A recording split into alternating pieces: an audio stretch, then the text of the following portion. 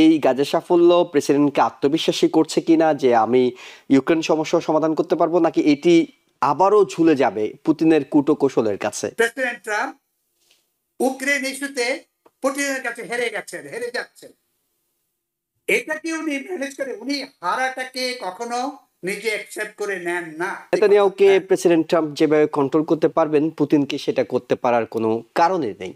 এবং কোন কোন ক্ষেত্রে পুতিন তার চেয়ে বড় খেলোয়াড় হিসেবেই আন্তর্জাতিক সম্পর্ক বিশ্লেষকরা, পররাষ্ট্র বিশ্লেষকরা, কূটনীতিবিদরা মনে করেন। গাজার রিকনস্ট্রাকশনের খরচ কে দেবেন? মুসলিম কান্ট্রি দেবে? ধ্বংস করেছে তো ইসরায়েল। ইসরায়েল কতটুকু দেবে? প্রেসিডেন্ট ডোনাল্ড ট্রাম্প আজকে বলছেন বুদাপেস্টে তিনি পুতিনের সঙ্গে আবারও বৈঠক করবেন এবং তিনি যথারীতি প্রত্যেকবার ফোন আলাপের পর যেটি বলেন, খুবই ইতিবাচক আলোচনা হয়েছে। এই ইতিবাচক আলোচনা শেষ পর্যন্ত ইতিবাচক ফলাফলটাকে কতটা করে সেটা আমরা নিশ্চিত হতে পারি না, কিন্তু ইতিবাচক আলোচনা হয়। আজকে তিনি এককভাবে এই ঘোষণাটি দিয়েছেন।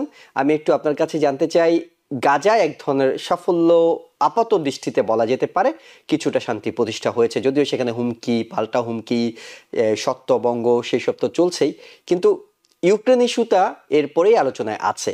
সেখানে প্রেসিডেন্ট নিজ উদ্যোগে তিনি টেলিফোন করেছেন, পুতিনের সঙ্গে লম্বা সময় কথা বলেছেন এবং আরেকটা সাক্ষাৎকারও তিনি নিশ্চিত করছেন আগামীকালকে জেলেনস্কিও হোয়াইট হাউসে আসতে যাচ্ছে।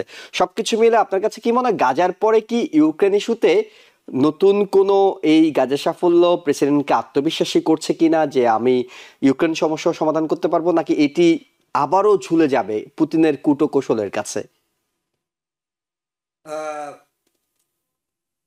প্রেসিডেন্ট ট্রাম্প খুবই ইন্টারেস্টিং পার্সোনালিটি, এবং তার যে ধরন এবং যেভাবে উনি কাজ করেন, উনি নিজে খুব সেলফ সেন্টার্ড এবং নিজেকে এমনভাবে দেখেন যে উনি ছাড়া পৃথিবীর কেউ কোনো কিছু বোঝেন না, কেউ কিছু করেন না। উনি সব কিছুর ভেতরে এবং মধ্য ও জায়গায় তাকে স্থানে তাকে থাকতে হবে সব কিছুতে। তো এখন যেটা আমরা দেখছি, উনি যে এই যে 1 বছরের মতন 8-9 মাসের মতন সময় হলো এখানে, ফেব্রুয়ারি থেকে আজ পর্যন্ত, জানুয়ারি থেকে আমরা যেটা দেখেছি, তার ইকোনমি, ট্যারিফ, উনি অনেক কিছু করার চেষ্টা করেছেন, কিন্তু খুব একটা বড় রকম সাকসেসফুল উনি হননি।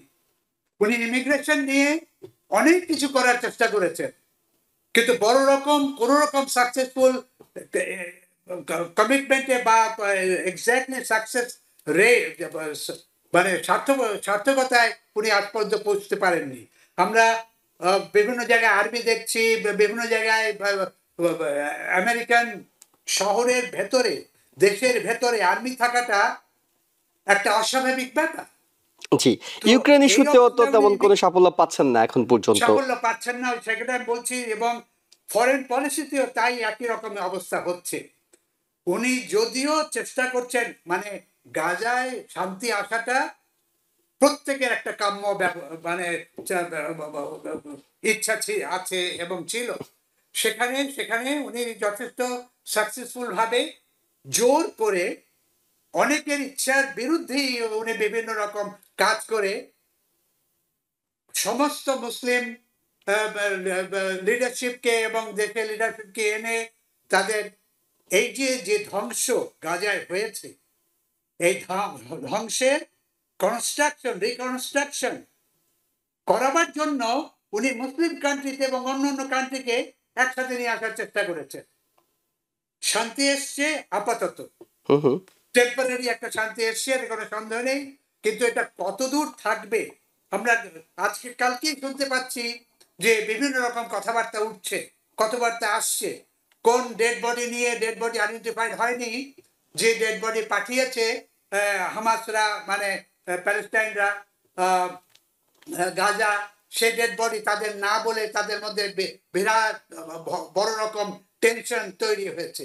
তো এই যে বিভিন্ন রকম জিনিসগুলো আসছে একটা পর একটা, ট্রাম্পের সম্পর্কে যেটা বললেন, যে আমার কাছে যেটা মনে হয় উনি বড় আকারে ন্যাশনাল লেভেলে, ইন্টারন্যাশনাল লেভেলে কাজ করেন, কিন্তু এগুলোর মাইক্রো ম্যানেজমেন্ট, এগুলোকে যে রিয়েলি অ্যাকশন লেভেলে গিয়ে এটাকে সাহায্য করা, ঠিক ওনার পরিষ্কার কোনো প্ল্যান, কোনো চিন্তা কোনো অপারেশনাল সিস্টেম তার নাই, আমার কাছে যেটা মনে হয়।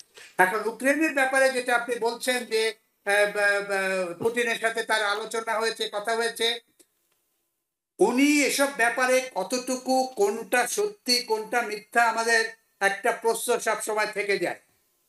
ইন্ডিয়া সম্পর্কে, ভারত সম্পর্কে যেটা বলেছেন যে উনি বলেছেন যে মোদির সাথে আমার কথা হয়েছে এবং এটা হয়েছে, মোদি আর রাশিয়া থেকে তেল কিনবে না, এবং তার ফরেন মিনিস্টার বলেছে যেটা সত্যি না। কাজে এই যে একটা মানে আনপ্রেডিক্টেবল একটা পার্সোনালিটি, এবং তাকে সবকিছুর ভেতরে মধ্যস্থানে থাকতে হবে, চলতে হবে, করতে হবে, সেটা তার একটা বড় রকম পার্সোনালিটি মানে ক্যারেক্টার হিসেবে দেখা যায়। তো এখানে আরেকটা জিনিস আমি যেটা বলতে চাচ্ছি সেটা হচ্ছে যে এই যে সোলার এনার্জি এবং এনভায়রনমেন্ট নিয়ে উনি যেটা এগোচ্ছেন, সোলার এনার্জিকে বন্ধ করে দিচ্ছেন। ভবিষ্যতে যে কি হবে, ওনার যে কি প্ল্যান, উনি এখানে একটু ওখানে একটু, এখানে হাত দেন ওখানে হাত দেন, এইভাবে কাজ করার চেষ্টা করছে। কিন্তু একটা গভর্নমেন্ট যখন চালাতে হয়, একটা ইন্টারন্যাশনাল ফিল্ডে যখন মানে একটা সিস্টেমেটিক প্রসেস এবং স্টেপ বাই স্টেপ তার যদি সিস্টেম না থাকে তাহলে আউটকাম আমরা ভালোভাবে দেখব না। এখন উনি ভাবছেন যে উনি প্রেসিডেন্ট ট্রাম্প ইউক্রেন ইস্যুতে পুতিনের কাছে হেরে যাচ্ছেন। এটাকে উনি ম্যানেজ করে, উনি হারাটাকে কখনো নিজে অ্যাকসেপ্ট করে নেন না, কোনো কিছুতে উনি হারবেন না। এটা হচ্ছে তার একটা পার্সোনালিটি ক্যারেক্টার, এবং উনিকে জিততে হবে সবকিছুতে। প্যালেস্টাইনে কতটুকু জিতেছেন, গাজায় কতটুকু জিতেছেন আমরা এখনো জানি না। গাজার রিকনস্ট্রাকশনের খরচ কে দেবেন? মুসলিম কান্ট্রি দেবে? ধ্বংস করেছে তো ইসরায়েল কতটুকু দেবে? মুসলিম কান্ট্রি কতটুকু দেবে? ইউরোপিয়ান ইউনিয়ন কতটুকু দেবে? বা আমেরিকা কতটুকু দেবে? কেউ কোনো পরিষ্কারভাবে কোনো কিছু প্ল্যান নাই, কোনো আলোচনা ভেতরে আসছে না।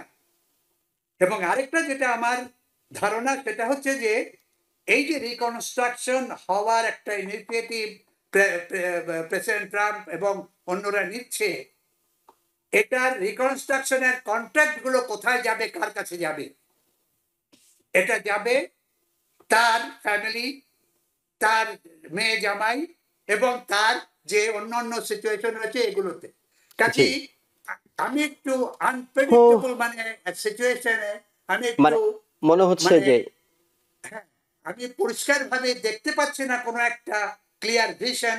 যে এবং সবচেয়ে বড় কথা হলো যে নেতানিয়াহু এবং পুতিন এক নয়, পুতিন নেতানিয়াহু নন। আমরা যদি আরেকটু স্পষ্ট করে বলি, নেতানিয়াহুকে প্রেসিডেন্ট ট্রাম্প যেভাবে কন্ট্রোল করতে পারবেন, পুতিনকে সেটা করতে পারার কোনো কারণে নেই।